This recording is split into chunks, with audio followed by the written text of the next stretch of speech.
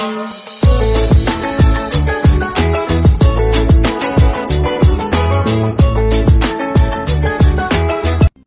The lord.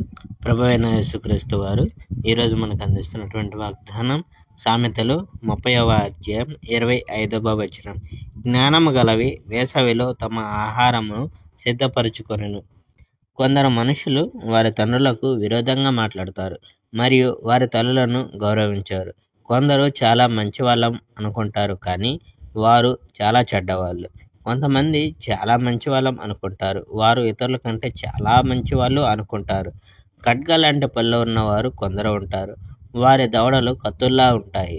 వారు పేద ప్రజల నుండి సమస్తం దోచుకోవడానికి వారి సమయం అంతా ఉపయోగిస్తారు. కొంతమంది వారికి చేతనైనంత మట్టుకు అంతా తీసుకోవాలి అనుకుంటారు.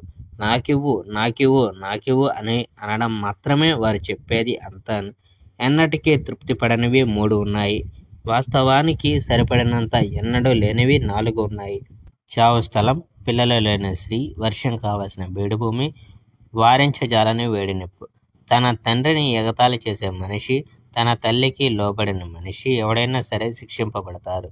అది అతని కళ్ళు రాబందులు లేక క్రూర పక్షులు తినివేసినట్టు ఉంటుంది.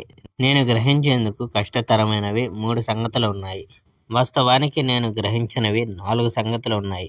ఆకాశంలో ఎగిరే పక్షిరాజు, ఒక బండ మీద పాకుచున్న ఒక పాము, మహాసముద్రంలో తిరిగే ఓడ, ఒక స్త్రీతో ప్రేమలో ఉన్న మగవాడు, తన భర్తకు నమ్మకంగా లేని ఒక భార్య తాను ఏమీ తప్పు చేయనట్టు నటిస్తుంది. ఆమె భోంచేస్తుంది, స్నానం చేస్తుంది, నేను ఏమీ తప్పు చేయలేదు అని అంటుంది. భూమి మీద చిక్కు కలిగించేవి 3 సంగతులు ఉన్నాయి. వాస్తవానికి భూమి భరించలేనివి 4 ఉన్నాయి.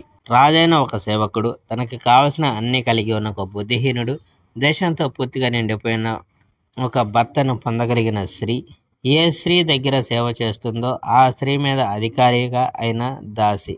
భూమి మీద చిన్నవిగా ఉన్నవి 4 ఉన్నవి, అయితే ఇవి చాలా జ్ఞానం కలవి.